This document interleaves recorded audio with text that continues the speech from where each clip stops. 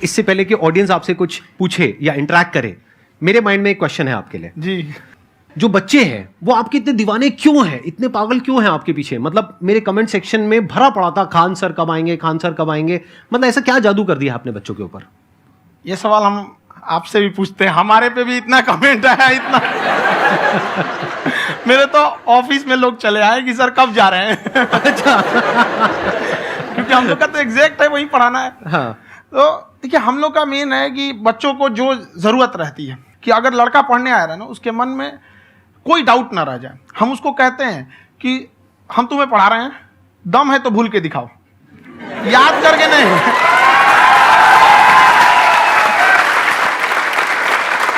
Plus आप जिस price point पे पढ़ा रहे हैं आई थिंक वो सबसे कम है, वो बहुत ही कम है। सर ये जो फीस का कल्चर है ये हमारा इंडियन कल्चर नहीं है।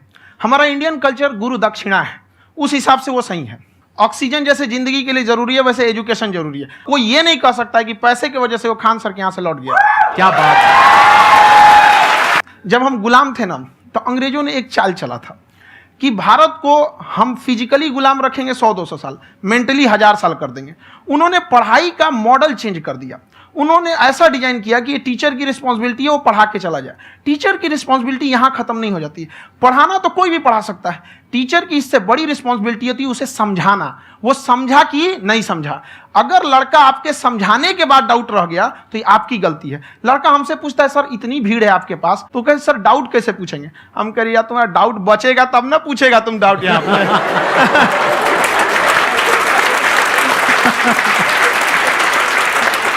कॉन्फिडेंस नेक्स्ट लेवल है खान सर का, मानना पड़ेगा। और शायद यही वजह है इनकी जो ग्रोथ है उसका।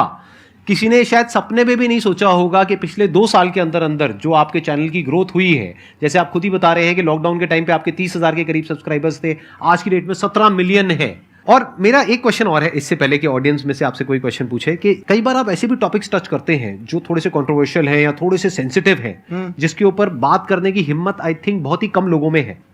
तो आपको कभी ये नहीं लगता है कि कहीं ज्यादा तो नहीं हो रहा है, इसको थोड़ा रोक देते हैं, थोड़ा कम कर देते हैं? क्योंकि कोई लाइन ही नहीं है वैसे तो बोलने को, तो आप कुछ भी बोल दो, कितना भी बोल दो। हुई है कंट्रोवर्सी बहुत बार। एक्चुअली बचपन से हमको फौज में जाना था और फौज वालों के लिए ये सब मायने नहीं रखता। उसको करना है मतलब करना है, तुम सामने कुछ भी रहो, डजंट मैटर।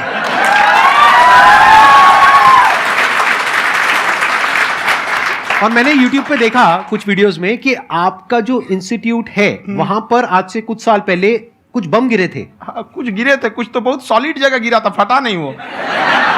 मतलब आपके आसपास? हाँ, बम को भी पता है कि टीचर की इज्जत किया जाता है। क्या बात है, क्या बात है। मैं समझ पा रहा हूं कि ये आपके अंदर जो एटीट्यूड है ये कहां से आ रहा है, क्योंकि आप बचपन से ही फौज में जाना चाहते थे, तो आप जंग के मैदान में ही खड़े हैं एक तरीके से। बस फर्क ये है कि आपके हाथ में कलम है, हथियार ना हो करके। हथियार से एक आदमी की जान जा सकती है, हाँ। कलम से बहुत ताकत होता है। शिक्षा एक ऐसा हथियार है ना, हर कुरीतियों से लड़ सकता है, हर तरह की समस्याओं से। और ये एक ऐसा हथियार है, मेटल डिटेक्टर में भी नहीं पकड़ाता है।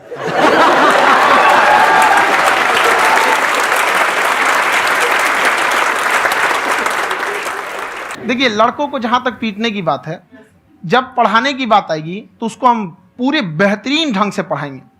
लेकिन जब सजा देने की बात आएगी ना तो वो भी बेहतरीन ढंग से होगा। ऐसा थोड़ी होगा कि बस एक ही चीज बेहतरीन ढंग से होगा। और डर का होना बहुत जरूरी है। ये डर भी अपने आप में एक मोटिवेशन है, क्योंकि जब आपके अंदर एक थोड़ा सा डर रहे ना तो डर के भागिए मत। एक ऐसा डर जिसको आप लगे कि नहीं नहीं थोड़ा सा और करने की जरूरत है, फिर तो ये हम इसको क्रॉस कर जाएंगे यहाँ पर। तो लड़कों के अंदर ये डर बनाना भी जरूरी रहता है। और रही बात यूपीएससी वाले की, जो आपने बोला, बहुत सारे लड़के वेट कर रहे हैं यूपीएससी की, क्योंकि 2-2.5 लाख फीस सारे लोग एफोर्ड नहीं कर सकते। और हमारा वही रहता है, हम तो ज़्यादातर हमारे स्टूडेंट देखेंगे तो किसी के रिक्शा वाला, सब्जी वाला, यही लोग, इनको तो 2.5 लाख रुपया इनके पास पूरी संपत्ति नहीं होती है। फीस कहाँ से भरेंगे वहाँ पे, उसके बाद रहेंगे कहाँ से? तो ऑल ओवर इंडिया से, कश्मीर से कन्याकुमारी तक, गरीब से गरीब भी लड़का उसको पढ़ सकता है। यही कुछ 1000 रुपये मंथली, 12-14 हज़ार साल का पड़ेगा, खत्म हो जाएगा इतना। अब दोनों का फौजी को डरे नहीं लगता है। आपकी डेली कितने घंटे क्लासेस होती हैं? 6-7 घंटे। अभी भी खुद ही करते हो आप? हाँ, हमारे स्टाफ परेशान रहते हैं। हम 1:30-2 बजे सोते हैं, सुबह 6 बजे उठ जाते हैं, परेशान रहते हैं। यार इतना क्यों करते हो, है ना? कभी क्योंकि तो उनको कुछ भी नहीं साथ साथ सकते। लगना पड़ता है ना। उनको साथ साथ लगना पड़ता है। हम जग गए हैं तो कोई सोया थोड़ी रहेगा, परेशान रह, दिन में सोते ही नहीं है, वो बेचारा कहीं कहीं जाके सोते रहता है। तो हम सीट बांध दिए कि भाई तुम इस समय सो जाना, तुम इधर सो जाना। आपकी शादी हो गई या नहीं हुई अभी? मेरी खुशहाली देख के आप आइडिया लगा सकते हैं।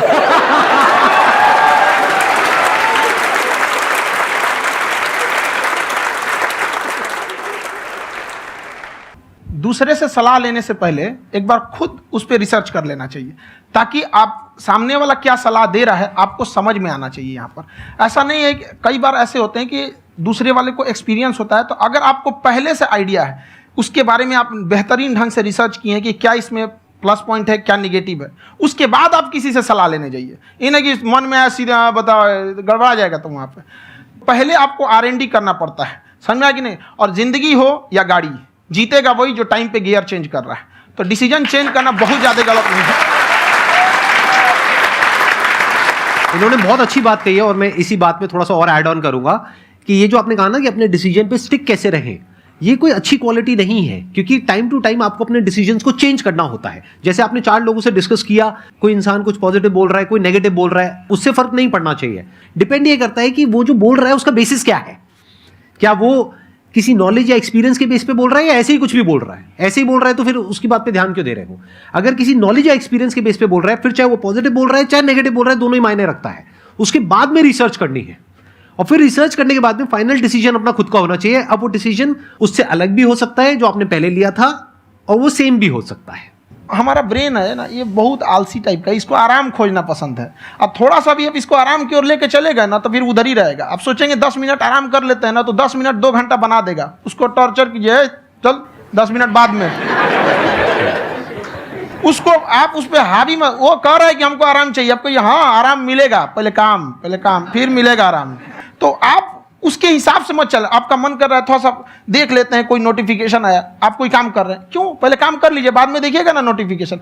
आप हावी मत होने दीजिए यहाँ पे। अगर आप 5 मिनट भी थोड़ा सा लूज पड़े ना, थोड़ा सा कमर सीधा कर लेते हैं, 2 घंटा बर्बाद कर दिया आपको। हावी मत होने दीजिएगा उसको अपने ऊपर। प्रोक्रेस्टिनेशन को तोड़ने का एक ही तरीका है, सबसे छोटे लेवल पे ले जा करके उस गोल को तोड़ दो। यानी वो गोल बहुत बड़ा है, उसको ब्रेक डाउन करो, उसके सबसे पहले स्टेप पे आ जाओ कि उसको अचीव करने का सबसे पहला स्टेप क्या है।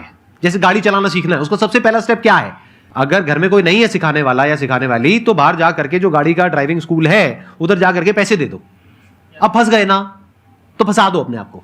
कई लोगों को तो हमने देखा है, जो सप्ताह में कुछ भी नहीं करता वो भी संडे को आराम कर रहा है।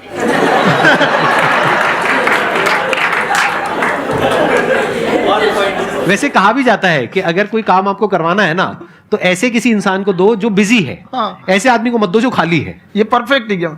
किसी को भी आप देखिएगा जिसको आप कहते हैं कि मतलब थोड़ा ठीक ठाक आप समझते हैं कि नहीं ये बहुत आगे निकल, वो एक काम को खत्म करने के बाद कभी आराम नहीं करेगा। एक काम खत्म हुआ उसको लगेगा हाँ एक खत्म हो गया, अब दूसरा करना चाहिए। और वही जिसको देखिएगा एक खत्म हो गया और आराम करना चाहिए, कभी नहीं। लाइफ में आखिरी सांस तक देखिए, टारगेट्स को ना हम लोग को एक अपने हिसाब से पहले फिट करना चाहिए। ऐसा नहीं कि दूसरे किसी इंसान को देख के हम टारगेट फिट कर ले। कोई लड़का 8 घंटा पढ़ रहा है, कोई पहली बार अभी पढ़ना ही चालू किया, उसको देख के 8 घंटा पढ़ेगा तो पढ़ाई छोड़ देगा। तो आप अपनी क्षमता के हिसाब से देखिए कि आप कितना पढ़ सकते हैं। अगर आपने एक घंटे को बना लिया कि हम 1 घंटा पढ़ सकते हैं, अगले 1 हफ्ते तक उसको सस्टेन रखिए। जिम में कैसे करते हैं लोग, पहले दिन उठा लीजिएगा 1 क्विंटल तो हार्ट अटैक हो जाएगा। तो वो धीरे धीरे टारगेट सेट कीजिए और अपनी क्षमता को भी देखिए। हर इंसान की क्षमता अलग है। कंगारू को देख के हाथी छलांग मारेगा, पैर तोड़ के बैठ जाएगा।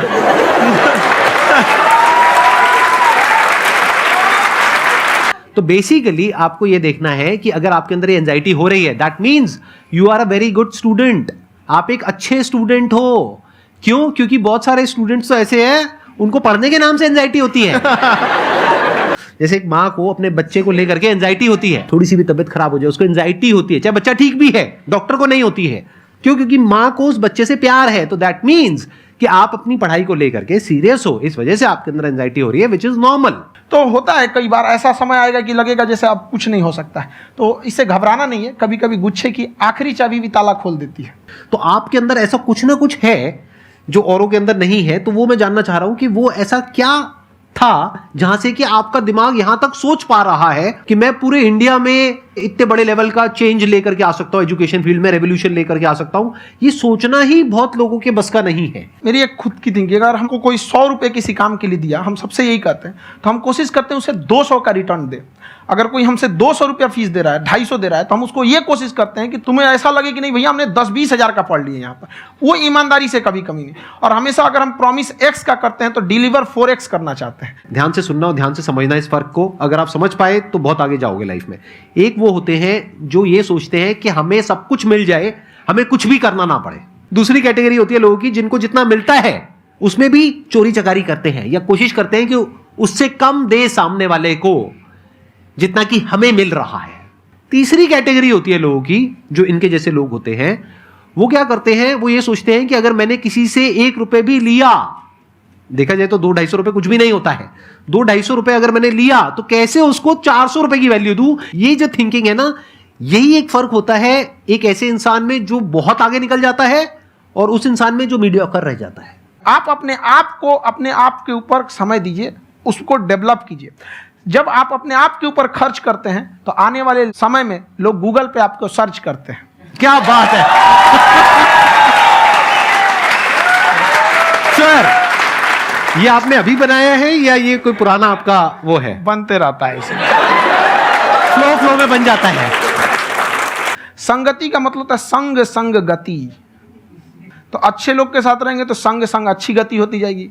केवल जी के मर जाएं इसके लिए नहीं आए हैं।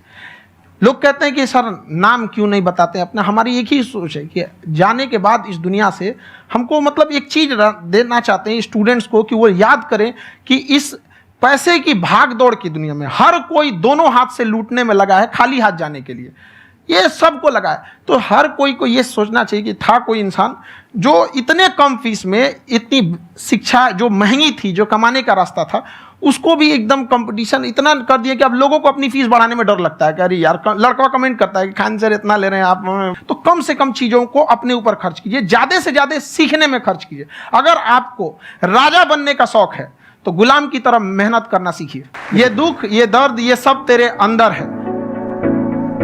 तू अपने बनाए इस पिंजड़े से बाहर निकल के देख, तू अपने आप में एक सिकंदर है। बहुत मजा आया मेरे को आपके साथ में इंटरेक्ट करके। आई एम श्योर आप लोगों को भी बहुत मजा आया होगा।